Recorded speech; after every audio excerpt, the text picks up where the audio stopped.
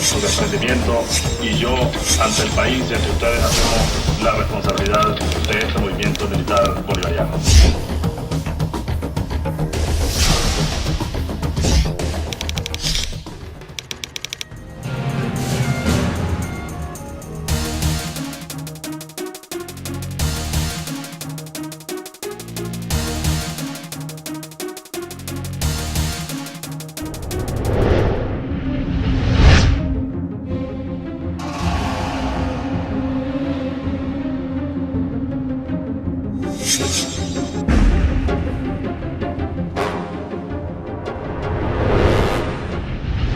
Siendo teniente en el batallón de paracaidistas briseños, yo veía con preocupación, inclusive desde la época de cadete, cómo estaba la descomposición en nuestra sociedad, producto de estos gobiernos que existían para el momento.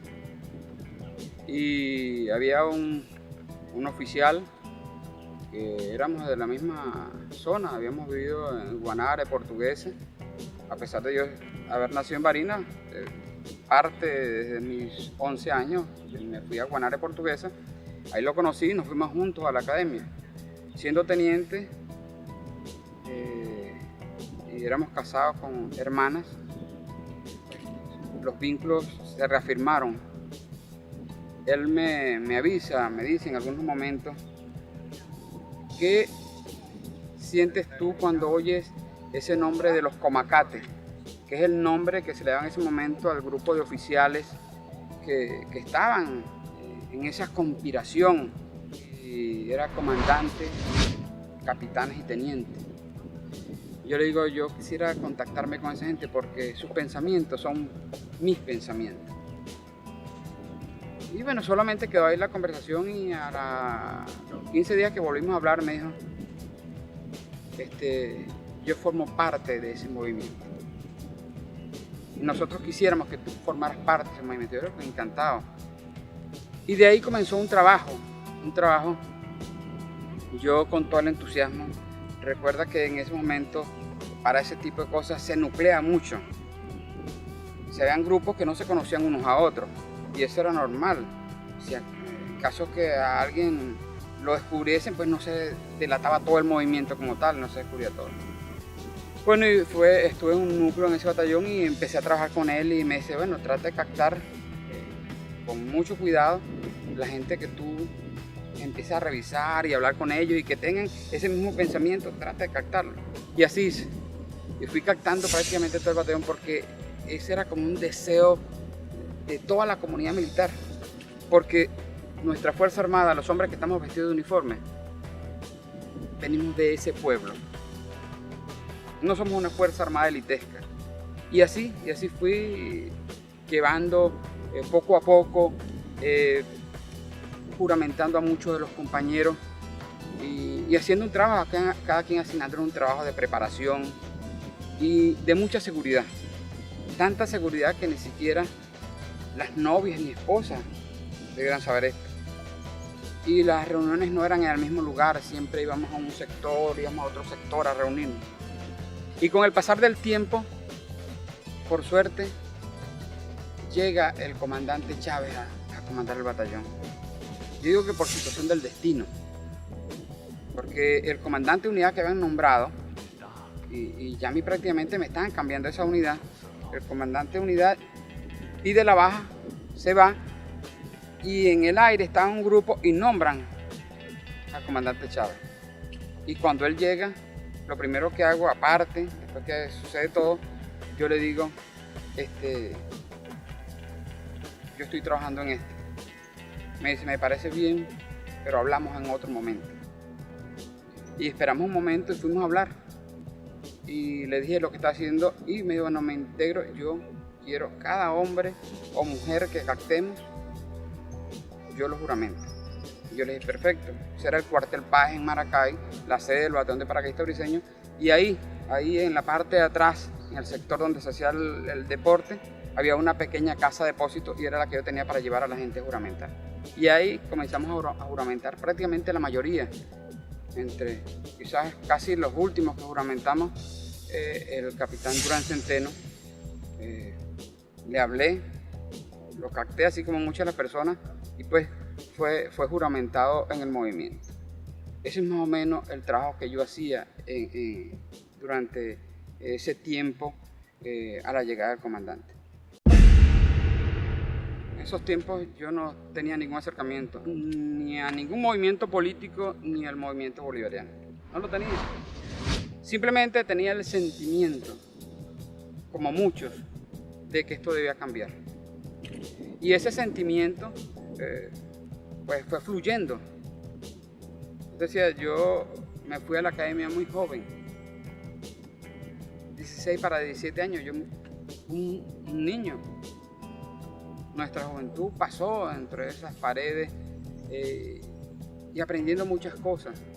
Y sobre todo con estos oficiales de planta, entre los que estaba el comandante Chávez, que cada vez que nos podía agarrar a todo ese grupo de muchachos, pues éramos unos muchachos, nos hablaba y nos reforzaba el pensamiento bolivariano, el amor por la patria, siempre nos reforzaba cada vez que podía.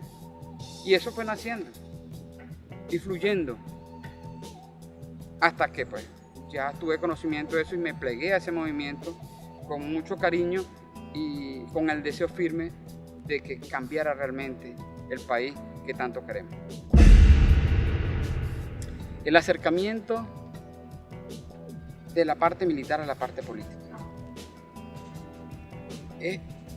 Era necesario que se pudieran reforzar, porque las historias nos han dicho que cuando un movimiento militar puramente en algún momento va a caer, porque no tiene refuerzo político.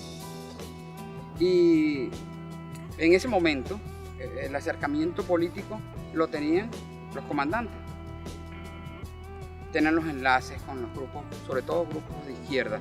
Pero quiero decirte que no tenía esa información en el momento, pero ya la tengo después de haber pasado tanto tiempo, que al comandante se le acercaba mucha gente de la derecha y él se hacía el que no sabía nada, porque se conocía de un oficial con valores patrióticos y bolivarianos, y se le acercaban. Vemos que eres un excelente oficial y queremos que... Yo le decía, no, yo no sé nada, yo soy un oficial y no tengo ningún acercamiento. Pero era así. Ellos buscaban un acercamiento, pero nosotros no queríamos ese acercamiento. Nosotros queríamos el acercamiento con quien tenían la concepción mental de lo que queríamos para la patria. No algunos que querían vivir para la patria. Como lo decía el Che. El Che decía que hay quienes llevan la revolución en la boca para vivir de ella. Y hay quienes la llevan en el corazón para morir por ella. Los que estamos en este movimiento llevamos en el corazón, porque lo sentíamos de verdad, que queríamos una transformación, que queríamos un cambio. Siempre es importante el enlace político. En ese momento solamente lo teníamos con esa pequeña fracción de partido de la izquierda. Les agradezco su valentía, su desprendimiento, y yo, ante el país y ante ustedes, asumo la responsabilidad de este movimiento militar bolivariano.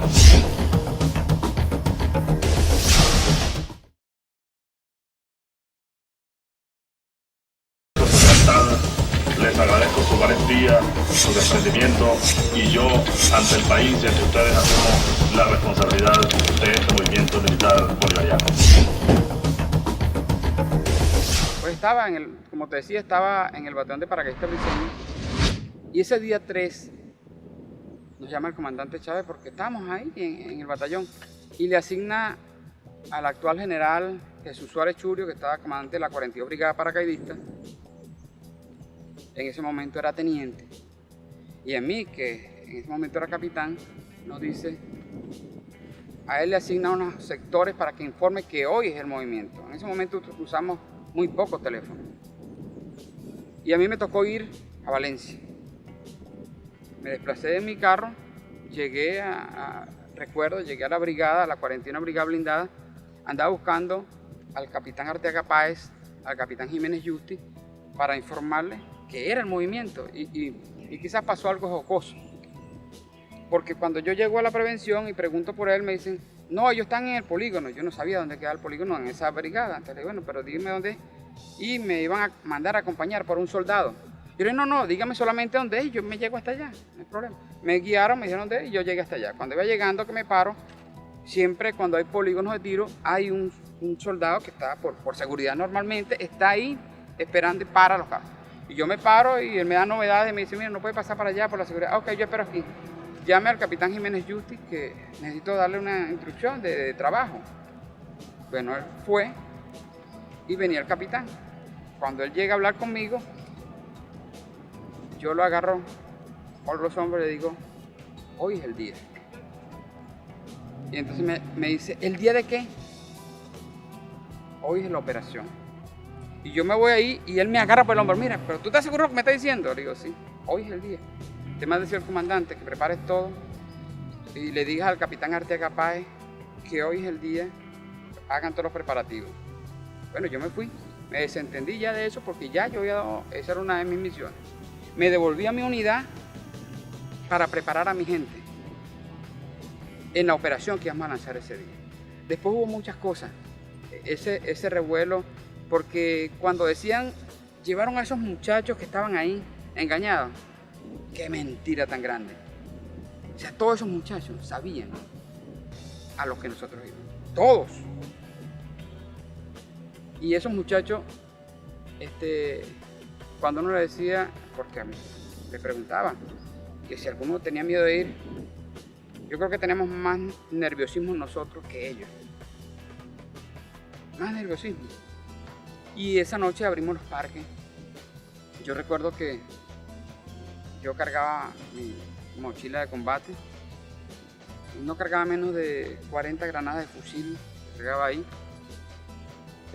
Granadas de mano. Se andaba, como uno dice, uno va dispuesto a todo. Y antes de salir, había un capitán que estaba con nosotros ahí, Euclides Amador Campos Aponte, era de la compañía de comunicación y estaba en el mismo cuartel con nosotros. Y nosotros hemos comprado en Valle Lindo, en Turmero, una casa módica y estábamos en la misma calle los dos. Y él me dice, ¿tú vas allá a tu casa? Le digo, sí. Yo voy a dejar mi pistola de reglamento en mi casa. La voy a llevar. Yo cargaba otros armamentos. Y nos fuimos hasta allá. Y yo lo dejé porque la casa de él estaba de primero, la mía estaba después. Lo dejé en su casa. Fui a mi casa, llamé a mi señora y en ese momento ella supo de ese movimiento. Y ya antes de salir, ya sabemos que estamos sobre la hora, el comandante Chávez dice, quiero que me reúnan a toda la tropa, todo el mundo, y lo sienten en el patio. El cuartel Páez es un cuartel cerrado, de estructura vieja. Y entonces nos empieza a hablar a los soldados, a darle la arenga propia del comandante con su gente, de lo importante que íbamos a hacer y lo que debe sentir cada quien, el compromiso al salir, apenas salir de las instalaciones de nuestro cuartel. Y que tuviesen claro que nuestra vida estaba expuesta ahí. Que estaban a tiempo de que quien sintiera que no debiera ir, no íbamos a decir nosotros nada. La excusa que hizo el comandante, se quedan cuidando el cuartel. Y nadie, ni uno de los soldados habló.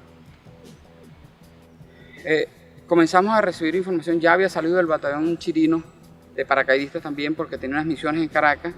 Los 3 batallones de paracaidistas, uno tenía la misión de quedarse en Maracay, ayudando a asegurar Maracay. El batallón de apoyo con el comandante Urdaneta Hernández. El batallón briseño tenía unas cuantas funciones, aparte de estar con el comandante en el puesto de comando. El puesto de comando era donde está el Museo Histórico ahorita, que es el comando de las milicias bolivarianas, el comando general de las milicias. En ese Museo Histórico era el puesto de comando. Mi compañía yo la tenía misionada en 3 partes. Una de las misiones era bloquear donde iba a salir la DICIP bloquear donde iba a moverse la Policía Metropolitana, y uno de los canales los tenía asignados, que es el canal 2, que estaba cerca, estaba de Bárcenas a Ríos, cercano, pues, un poco cercano al Palacio Miraflores. Y en cuestión de segundos, se paran los dos vehículos y estaba en toda la puerta del canal, estaba uno de seguridad, un personal de seguridad que tiene el canal. Y en la orilla de la acera estaba un vehículo Chevette blanco de la compañía de seguridad que yo tenía, que estaba otro muchacho ahí, otro señor, un poquito gordo. Nosotros veníamos con las caras pintadas. Te puedes imaginar un soldado, un equipamiento completo, en la madrugada, ya cercano a las 11 y algo de la noche, la cara todo camuflada con su boina, armado. Bueno, así cuando se paró el autobús, yo tenía unos cabos que trabajan conmigo, listos. Y eso, cuando saltamos, unos saltaron hacia allá, y ya yo he visualizado, salté yo rápidamente donde está en el carro, ellos aseguraron allá y yo venía hacia acá. Ya eso lo hemos pintado en un mapa. Y las rutas que eran, seguir hacia adelante, seguir hacia la avenida Baral, otras rutas ya las hemos evaluado todas. Yo en las noches había regresado a Caracas los días anteriores para conocer bien las rutas. Me iba con un cuñado, porque le decía, bueno, tenemos que hacer el plan de defensa de Caracas, nos toca decorar los planes. Yo quiero saber cómo está todo. Y entonces me llevaron por varias rutas. Yo la ruta la evalué en la noche. En las noches las evaluaba porque sabía que iba a hacer en la madrugada, cerca de la madrugada. Y ya tenía los puntos de ubicación de cada grupo. Y recuerdo que aseguramos rápidamente los puntos y yo voy hacia el carro. Y cuando voy hacia el carro, el de seguridad que está ahí tiene las manos en el volante. Y imagínate la sorpresa de ese momento, ¿no? Y ahorita me da mucha risa, pero en el momento había tanta presión que no había risa de nada, ¿no? Porque yo le pregunté, ¿dónde está el armamento? Entonces él tenía la mano en su volante y sentado y me decía, ¡ay! No, ahorita me causa mucha risa, en ese momento era la presión tan grande que le abrimos la puerta, lo sacamos hacia un grupo, agarramos el armamento y le quitamos la llave del vehículo, y en la maleta del carro es que íbamos metiendo todo el armamento que estamos decomisando en el momento. Bueno, tomamos rápidamente el canal. La orden que di es que siguiera funcionando el canal, que no cortaran el canal, porque en ese momento no se iba a cumplir la misión. La misión mía en ese momento era recibir, después que estuviese ahí asegurado, un video para pasarlo. Lastimosamente el video nunca me llegó. Y a las 5 de la mañana por fin el comandante me llama. Y yo le digo, bueno, ¿qué estás esperando? Y me dice, no, desenganchate de ese objetivo y vente hacia el museo. Les agradezco su valentía, su desprendimiento, y yo, ante el país y ante ustedes, asumo la responsabilidad de este movimiento militar bolivariano.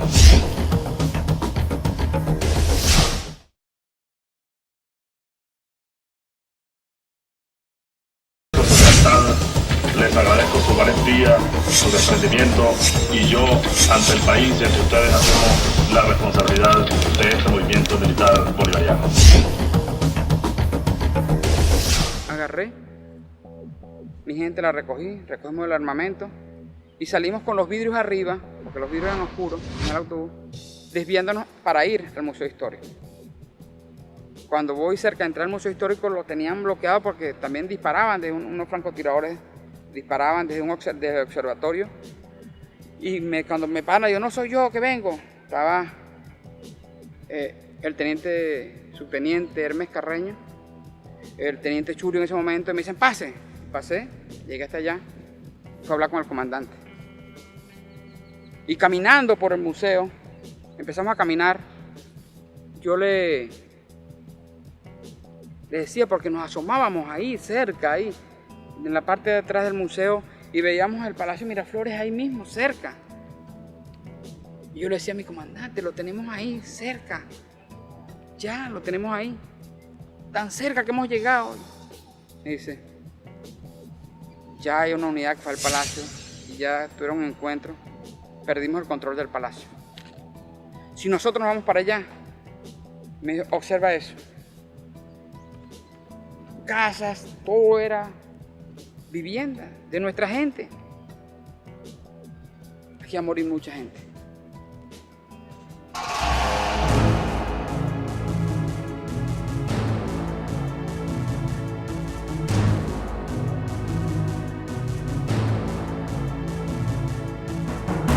Y recuerdo que él dice, como somos un grupo aquí, y ustedes andan conmigo, yo quiero que votemos.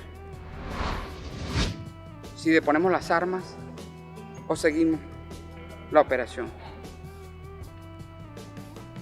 Solo 3. Levantamos las manos que queríamos seguir la operación. El teniente Hermes Carreño, el teniente Jesús Suárez Churio y mi persona. Y yo le decía,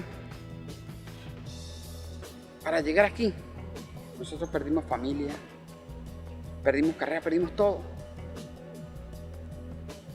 Y tenemos el objetivo ahí tan cerca. Y quizás ese pensamiento de muchacho decía, siempre hay, en una operación si hay que llegar, si hay que viaje por medio, viaje por medio. Estamos con armas. Y el comandante sabio, ese momento, quizás un poco más maduro y con una concepción más global de la operación que estamos haciendo, dice, no muchachos, deben ir tiempos mejores, vamos a deponer las armas. La mayoría aquí, nosotros éramos 3, éramos como 12 oficiales que estamos ahí. Y bueno, está bien. Y qué tantas cosas pasaron por nuestras mentes ahí. Porque en ese momento es que uno se sienta a pensar.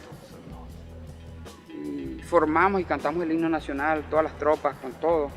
Y después él nos dijo, bueno, ahora ustedes traten de organizar todo el armamento ahí, porque alguien va a venir a que nos le debemos entregar y entregar todo ese armamento.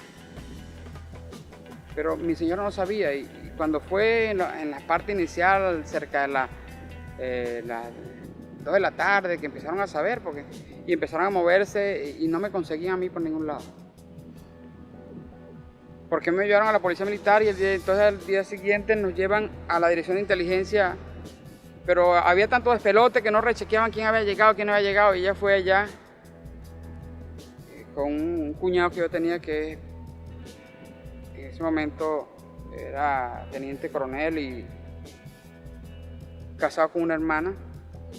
Él fue para allá a averiguar y no, que yo no había pasado por ahí. Iban a todas partes y no había pasado. Y gracias a Dios que no le llegó la información que estaba moviéndose. Que a mí me habían matado en un encuentro, ¿no? Salió el nombre mío. Y muchos de los compañeros, Gerardo Márquez, después que me ve, cuando yo iba llegando a la dirección de inteligencia, me ve que estoy llegando y él va saliendo, él también estaba en el movimiento y está en el batallón Chirino, él estuvo en la Carlota, y cuando lo ven que me ve que estoy llegando, se asombra. Me dice, mi capitán, gracias a Dios, y me da un abrazo. Y todos, fíjate que estamos detenidos, pero decíamos que nuestra cárcel iba a ser la cárcel de la dignidad. Estamos orgullosos de lo que nosotros hicimos.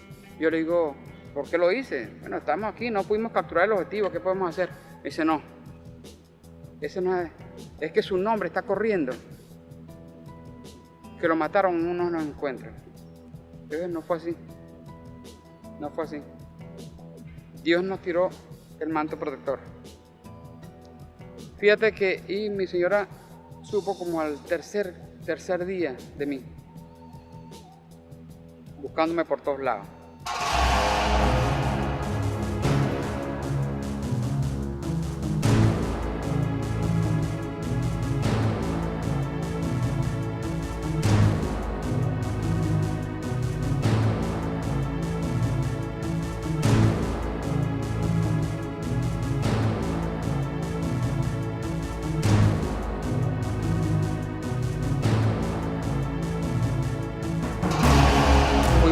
Carlos y se respiraba tanto patriotismo que para nosotros esas eran solamente unas rejas que no existían. Y fue tan duro el movimiento de la población que tú veas la cárcel llena de visitas y causó tanta preocupación en toda la oficialidad del alto mando que estaba, que empezaron a buscar la manera cómo ir saliendo de algunos oficiales, de algunos profesionales militares, porque no hallaban cómo controlar la presión de la población. Y resulta que ya casi a final de abril sacan un grupo de oficiales que iban a salir sobreseídos de la causa, porque cuando empezaron a evaluar en sus áreas donde estuvieron no hubo muertos y había un oficial, el comandante. Bueno, resulta que yo en ese momento me corresponde salir y cuando me dicen yo veo la lista, lo que va a salir, veo mi lista, pero no veo al capitán Durán Centeno. Y yo fui el que lo metí en este. Entonces yo le digo, yo fui a hablar con él, mire, me salió esto, pero yo no voy a salir de la cárcel, porque yo fui el que lo metí a usted en este. ¿Cómo yo voy a salir y usted se va a quedar? Me dice, no, tú eres más importante afuera que adentro. No, yo me quedo. Y ese mismo día trasladaban, están mecanizando todo para trasladar a 10 oficiales, entre ellos estaba el comandante Arias y el comandante Chávez, a Yare. Y yo, bueno, me negaba a salir. Y muchos decían, muchos quieren salir y tú te quieres quedar. Y quizás por la concepción que yo tenía de mi ética profesional era esa. Pero me llamó, porque estaban unos curas hablando, tratando de ver lo del traslado, y me llama el comandante Arias, el comandante Chávez, y me dice, no, tienes que salir. Es importante que tú estés afuera. Les agradezco su valentía, su desprendimiento, y yo, ante el país y ante ustedes, asumo la responsabilidad de este movimiento militar bolivariano.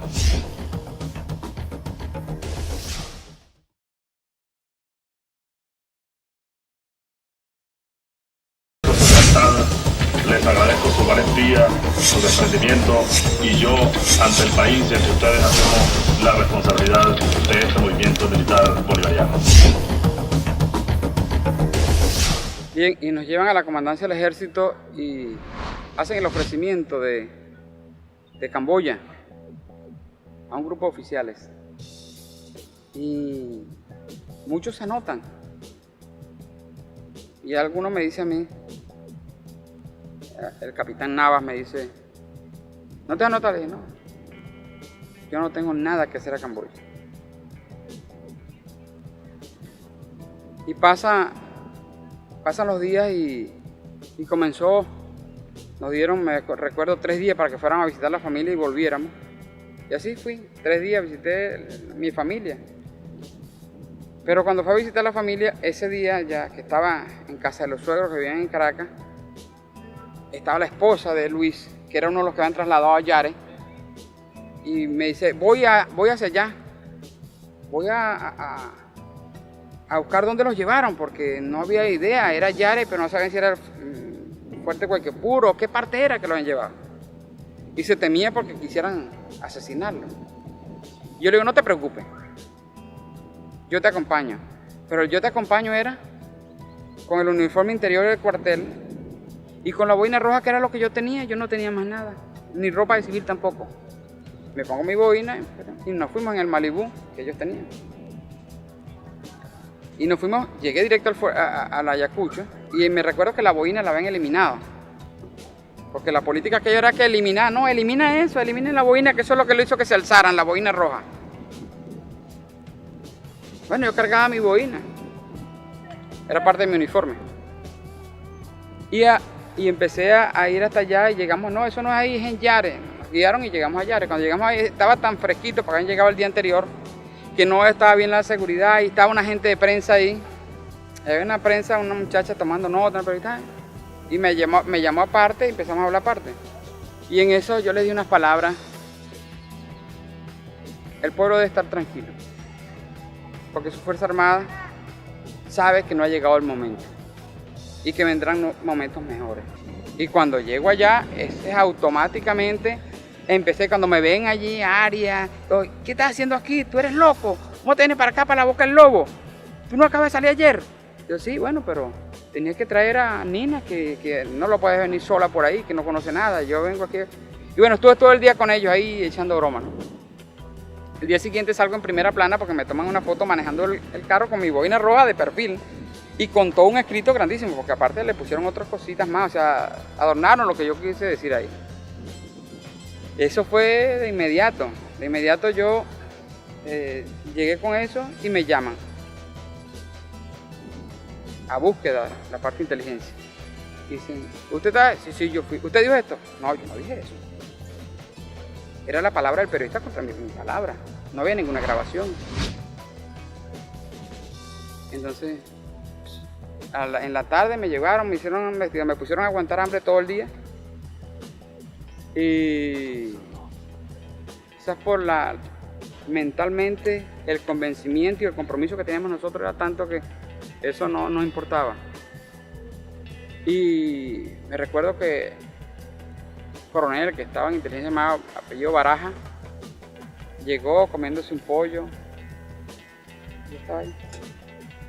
Pero había un mayor muy amigo que lo conocí en mis inicios de carrera de subteniente, falleció lastimosamente hace un tiempo, Pérez Verduga, estaba ahí y él me llama aparte y me dice,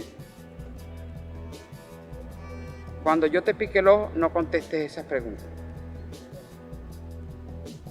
Porque él trabajaba ahí.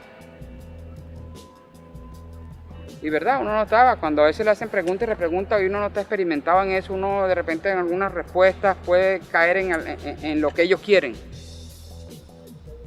Y bueno, la pregunta no, lo que le decía yo al coronel, y eso lo incomodaba más, hasta que golpeó una mesa inclusive, le decía,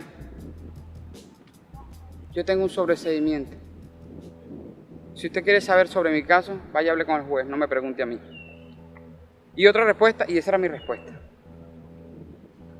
Y entonces él me hacía la pregunta y tardaba un rato, comiéndose un muslo de pollo, una cuestión como para tratar de pegarme un poco a mí en la parte orgánica. Bueno, pasó el tiempo, me soltaron, me llamó el comandante del ejército, no me atendió, me dejó todo un día esperando allá. Y el día siguiente me llevaron a la dirección de inteligencia. Cuando llego, me consigo allá al actual general Cliver Alcalá Cordoni, también estaba en esas habitaciones esas celdas que estaban ahí, pero con cama. Consigo a otro grupo de oficiales. Y yo, bueno, ¿qué puedo decir? Está un grupo, quizás me da un poco más de aliento no estar ahí solo, ¿no? En ese momento me dice el general, tenemos una propuesta para que vayas a Centroamérica, El Salvador. Naciones Unidas tiene un trabajo allá y nosotros somos parte de Naciones Unidas y queremos mandar un grupo oficial y estás tú incluido en eso. Y bueno, déjeme pensarlo. Y salí, hablé con mi señor y le dije, bueno, esto está más cerca, podemos, en un día que tenga un problema yo me vengo y estoy aquí. Quizás por eso, por la preocupación que me daba, no solamente por mí, porque uno se cuida y uno ya sabía que estaba expuesto, ya la vida no la había dado. Pero sí, la familia. Bueno, me fui a Centroamérica, allá enlacé muchas cosas. Me enlacé con muchos de los comandantes del Frente Farabundo Martí, con los 5 comandantes de los frentes. Y quizás tener un conocimiento de cómo ellos operaban, porque yo veía que era todo tan difícil aquí y en algún momento uno tendría que ir a esas lides, ese era nuestro pensamiento, porque uno veía que todo cambiaba y estando allá me recuerdo que era un patrullaje que me correspondía ir a la frontera con Honduras y cuando estoy por salir me dicen unos compañeros españoles que están ahí en la misión de observadores militares, mira, ese Andrés Pérez tiene, por ejemplo, Andrés Pérez tiene mala suerte. Yo digo, no, lo que tiene es suerte. Porque yo no sabía que había sucedido el 27 de noviembre. Y me dicen, sí, porque allá hay otro caso. Pero yo no sabía, no tuve cómo acceder a un medio, una cuestión para checar. Y en la tardecita cuando llego, sí, me dicen el resumen y veo en las cámaras, porque ya estaban todas las televisoras, las cámaras, y yo vi a algunos compañeros como Valera Rumbo, que fue al Canal 8 y tanto. Y yo dije, qué mala suerte. O sea, no hemos podido acoplar. La mayoría que se movió fue la aviación, y la vez pasada en el otro movimiento fue puro el ejército. Pero es parte de esto, de la historia. Pero ¿cómo supimos aguantar? Y el comandante Chávez, una cosa que nos dijo: no se vayan de la Fuerza Armada. Los que estén ahí, aguanten. Y el aguanten era porque tú tenías 2 meses aquí, 2 meses en Maturín, 2 meses en San Cristóbal, y tenías familia. Muchos perdimos familia. Quizás las familias que aguantaron, algunas familias buenas aguantaron y comprendieron muchas de las cosas. Y ese llevar del tiempo nos permitió quedarnos mucho de nosotros. Ir reforzando la semilla. Y es la semilla que ha germinado, y que nuestro comandante, que súper perseverante, pues en esa parte política, y cada vez que nos veía por ahí en el camino decía: sigan haciendo el trabajo, aguanten. Les agradezco su valentía, su desprendimiento, y yo, ante el país y ante ustedes, asumo la responsabilidad de este movimiento militar bolivariano.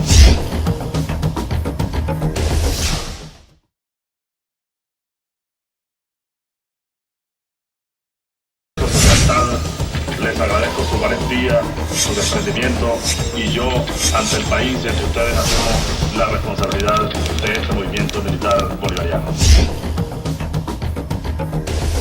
Un recuerdo que tengo, que no es el 4, pero sí días antes del 4. Nosotros estábamos muy activos con el comandante, muy activos. El teniente Jesús Suárez Churio, mi persona, todas las noches salíamos a reuniones aparte con el comandante en muchos lugares, y nos correspondió ir a una reunión en Caracas. Y el comandante me dice: pon tu carro. Yo tenía un Caprice 2 puertas deportivo, y que el muchacho que trabaja conmigo va a poner el maletín en tu maleta de carro, déjala abierta. Y fui al sector de la compañía del teniente Jesús Suárez Churio, coloqué mi carro y le dije a Suárez Churio: pon también tu maletín con tu ropa de civil ahí, porque ya me salí uniformado en la tarde. Bueno, salgo y él me dijo dónde me iba a esperar, que era casualmente en los edificios que están frente a la brigada de paracaidistas, al lado del ICFA. Y yo le digo al teniente Churio: me espera por detrás del Parque Aragua y yo te paso buscando. Así fue, metimos las maletas y nos fuimos. Cuando yo voy a salir, pongo en la parte de atrás todos los maletines en el asiento de atrás. Y bueno, pasamos buscando al comandante, pero salimos cerca de las 6 de la tarde, poco más de las 6 de la tarde, de ahí de Maracay. Y nos vamos rumbo a autopista, Palo Negro, la autopista. Ya estaba oscureciendo. Y en la vía, yo le digo: bueno, pero aprovechen y se van cambiando. Después cambiamos para... Cuando lleguemos ya estamos cambiados, no andamos uniformados, porque ¿sabes? Como en esa parte uno tendría que estar con mucha seguridad. Pero yo cuando iba manejando muy rápido y en las curvas, me iba pegando hacia el hombrillo para aprovechar las curvas. Y se estaban cambiando en ese momento el comandante y el teniente Suárez Churio, que iba en el asiento de adelante, el comandante iba atrás. Y el comandante una vez me dice: mira, trata de no pegarte mucho eso. Mira, imagínate que encontramos un camión ahí estacionado y damos un choque y quedamos así desnudos. ¿Qué van a decir de nosotros? Díganme que ese negrito era del otro lado. Entonces, nosotros nos reímos mucho en ese momento. Quizás partes bien jocosas de esas conspiraciones que hacían. Y hay otras cosas que quizás una de las cosas que más marcó es ver cómo la población, la familia, nos daba un apoyo tan grande, estando nosotros en la cárcel, que nosotros sentíamos que estábamos libres, que los que estaban encarcelados eran los que están afuera, porque nosotros éramos libres de pensamiento, libres de la acción que teníamos. Y no tenemos que cerrar nada, pero mucha gente afuera está sintiendo todo lo que esos malos gobiernos estaban haciendo, pero no lo hacían, estaban encarcelados. Eso es algo que nos marcó. A mí me marcó y eso fue un pensamiento común de todos nosotros. El 4 de febrero realmente marcó un hito, no un inicio. Porque el inicio de esta revolución la marcó el pueblo en el año 89. Esa fue la chispa que nos hizo ver a nosotros. No solamente hay descontento en la Fuerza Armada, hay gente allá afuera que está pasando hambre, necesidades. Y ese es un mensaje para nosotros. No podemos quedarnos encerrados en los cuarteles, diciendo y haciendo cosas solamente porque ellos nos entretienen a que digamos y estudiemos la Segunda Guerra Mundial y estudiemos otras cosas, pero no nos detengamos a ver qué está pasando. Que nos encierren en 4 paredes de los cuarteles y en eso nos entretengan todo un día haciendo cosas mientras ellos derrumban, destruyen nuestro país.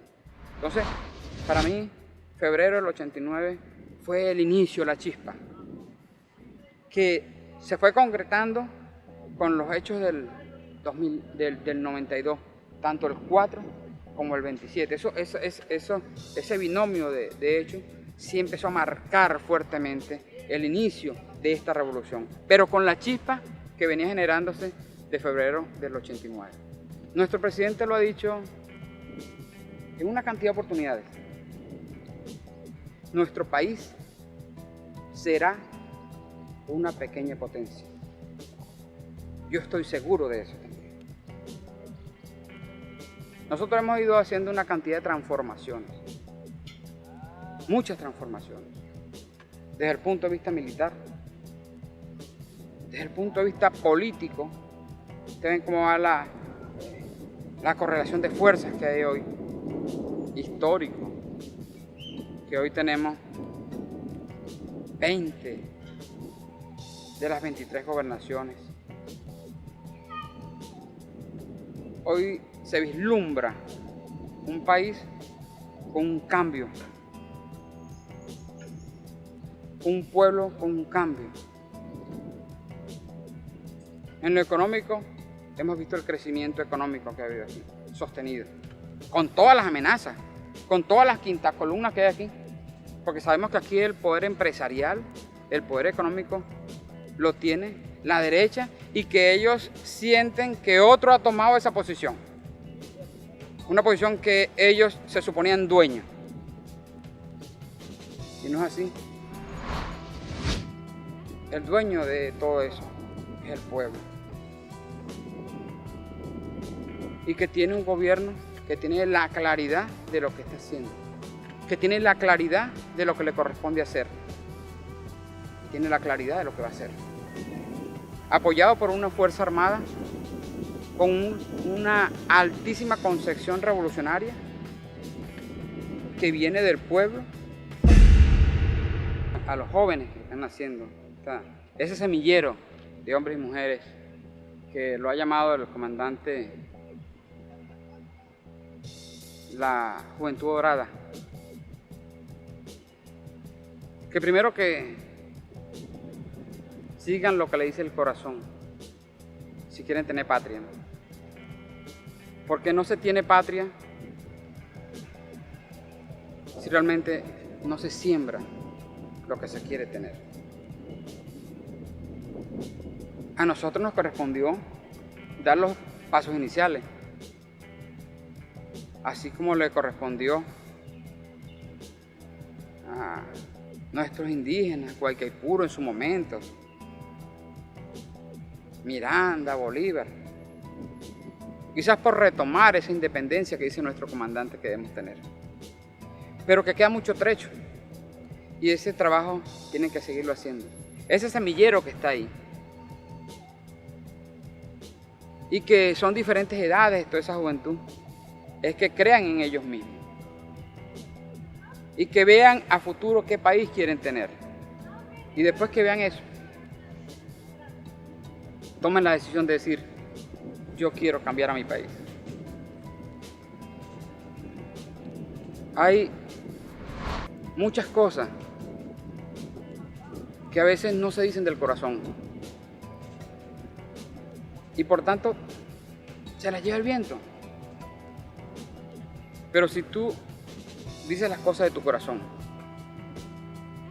te haces llevar por ellas, tienes compromiso con eso